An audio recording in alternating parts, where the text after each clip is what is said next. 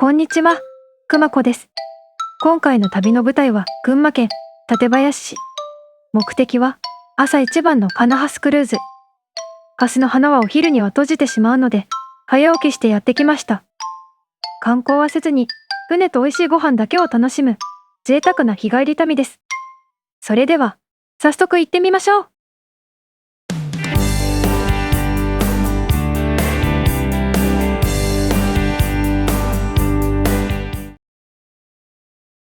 今回の旅の舞台は、群馬県館林市。つつじが丘公園にやってきました。お目当ては、今だけの花ハスクルーズです。早朝ということもあり、公園内に人はまばら。まず出迎えてくれたのは、こちらのタヌキの置物。ここ、館林市は文福茶釜の民話で有名な、タヌキのゆかりの町なんです。現在、つつじが丘公園では花ハス祭りを開催中。船に乗って、一面に広がる花ハスの絶景を楽しめるそうです。ハスの花は午後になると閉じてしまうので、クルーズの運航は午前中だけです。乗り場へ向かう道沿いには、桶に入ったハスの花がずらりと並べられています。間近で見ると、本当に可憐で美しいですね。船の上から見るハスの大群生への期待が、ますます膨らみます。遊覧船乗り場に到着しました。クルーズは所要時間およそ30分。料金は大人1000円です。支払いは現金のみとなっています。個人での予約はできず、乗船も団体客が優先となるようです。団体のお客様が出発し、ついに私たちの番がやってきました。救命胴衣を着用して、いざ船へと乗り込みます。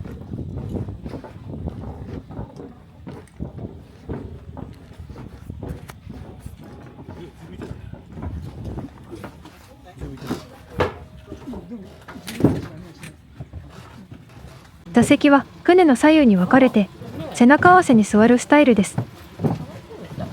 外に向かって座る形になるので、水面の景色が間近で楽しめます。準備も整い、いよいよ出発です。静かな沼へと船がゆっくりと滑り出していきます。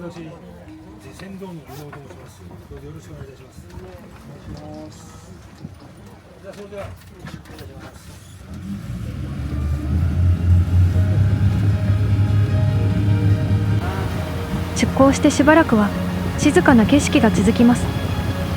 スピードは出ていますが、波がほとんどないため全く揺れません。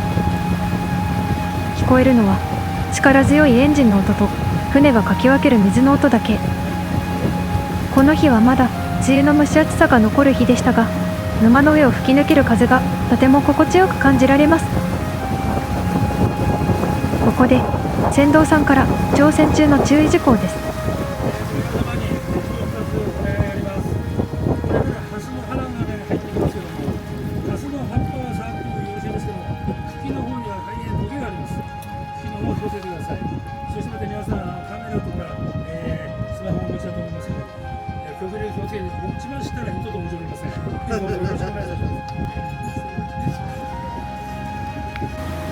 ハスのエリアに近づくと水面の波が穏やかになり、空の雲がきれいに水面に映り込みます。まるで群馬のウユニ塩湖ですね。静かで贅沢な時間が流れています。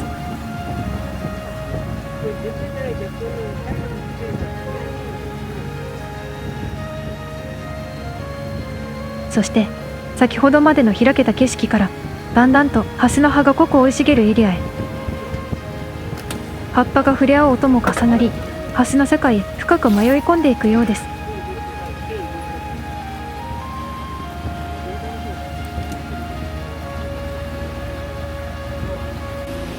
船はさらにハスの海の奥深くへと進んでいきます。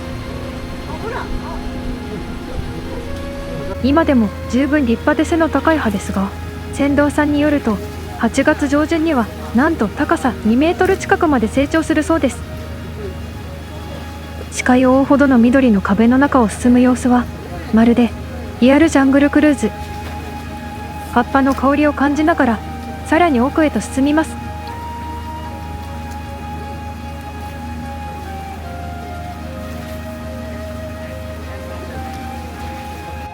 ハスの迷路を抜けると再び鏡のような静かな水面が広がります。先に出発した団体客の船が撮影スポットにとどまっているので、私たちはこの辺りでしばらく待機のようです。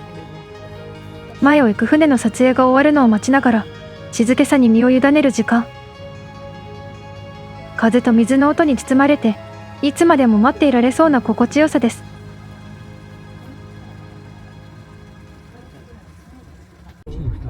前の船が動き出し、いよいよ私たちの船も撮影スポットへと向かいます。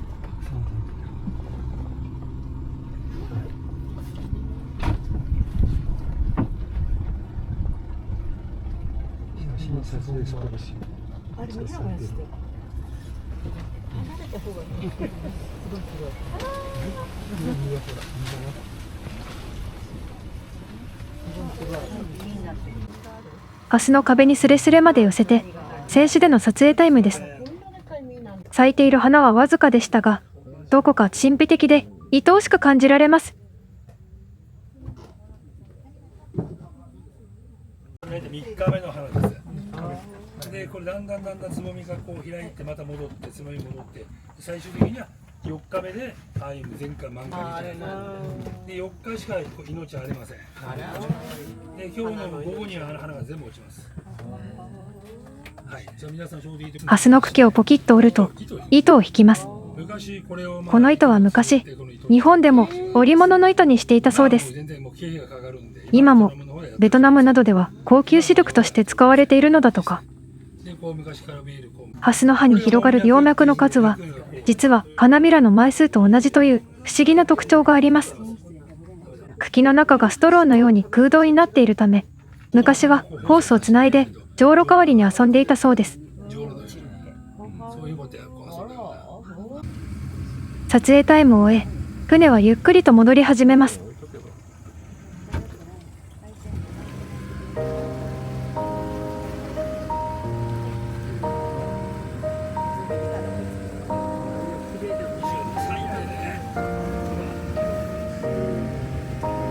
帰り道も船頭さんのお話は続きます。花びらが何かに似ていないかという問いかけなのですが、皆さんも一度は使ったことありますよね。これは中華料理屋のレンゲです。正解はレンゲです。中華料理で使うレンゲは散ったハスの花びらに似ていることからチリレンゲと書くのだそうです。この沼は季節によって様々な渡り鳥が訪れる場所でもあるそうです。ちなみにこの黒い鳥はカワウだそうです。あそこには青崎、白崎、あと皆さん知ってる売り込み先っていうですね。白崎。皆さんお気をつけくださ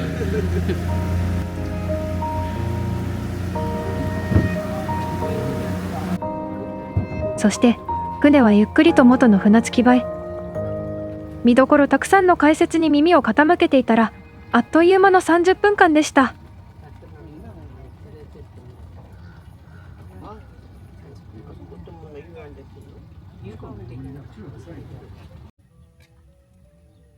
公園の緑を楽しみながら少し散歩をした後は楽しみにしていたランチの時間です。車でわずか2分、徒歩でも6分ほどのホテルコモリネにやってきました。エントランスでは可愛らしいタヌキの置物がお出迎えしてくれます。お目当てはこちらのレストランで提供されている期間限定の花ハスコラボメニュー、ハスの花御膳です。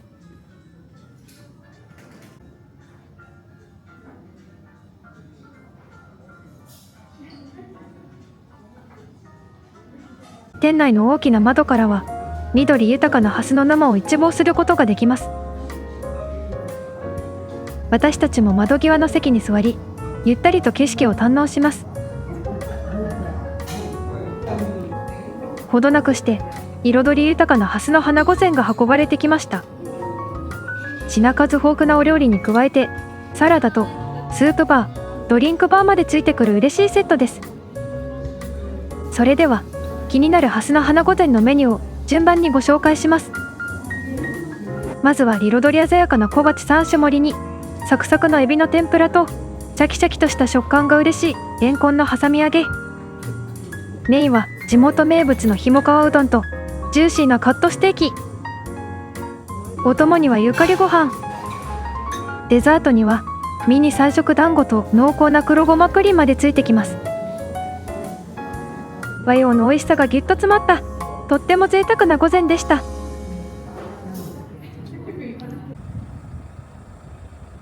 今回は満開のハスには少し早かったものの、水面を渡る心地よい風と静かな静寂に包まれるとても豊かな時間を過ごせました。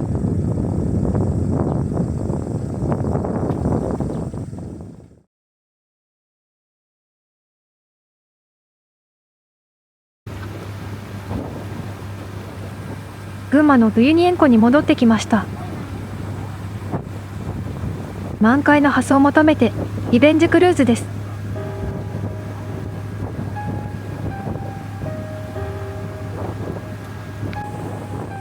目指すのは前回と同じ撮影スポット。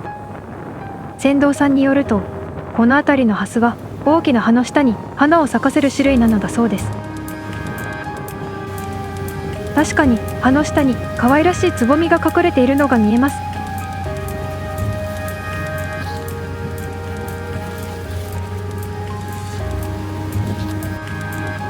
今日は連日の酷暑が和らぎ、どこか心地よい涼しさを感じる朝です。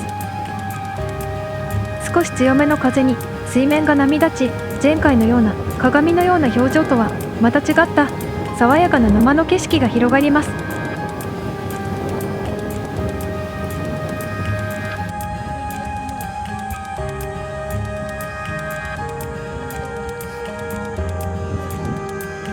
そして前回と同じ撮影スポットに到着です。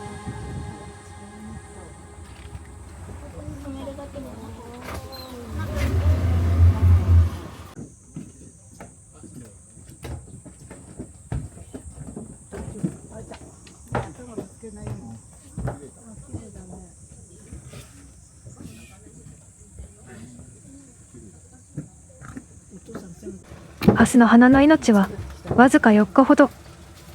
開き始めたつぼみから今を盛りに咲く花、そして静かに役目を終える花まで、それぞれの命の表情が寄り添うように広がっています。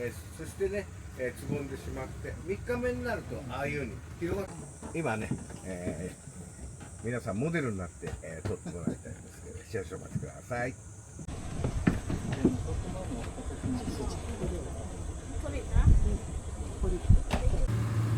静止での撮影を終え、船はゆっくりと戻り始めます。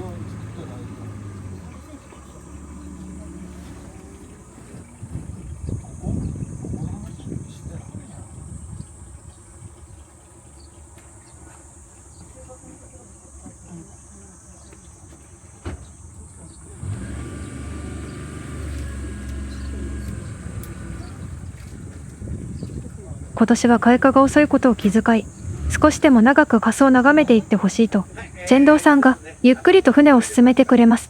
皆さんが食べてるレンコンっていうのはね、ゆったりと流れる時間の中で、水上に咲く花々を一つ一つ目に焼き付けていきます。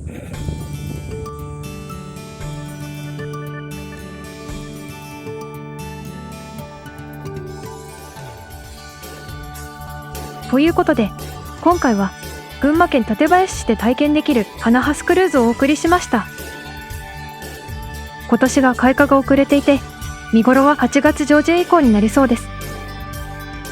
土日は3時間以上待つこともあるそうなので、平日の訪問が狙い目です。また、館林は大変暑い地域ですので、熱中症にはくれぐれもお気をつけください。一面の緑と風が心地よい群馬のウユニ塩湖でのリアルジャングルクルーズ、ぜひ皆さんも体験してみてくださいね。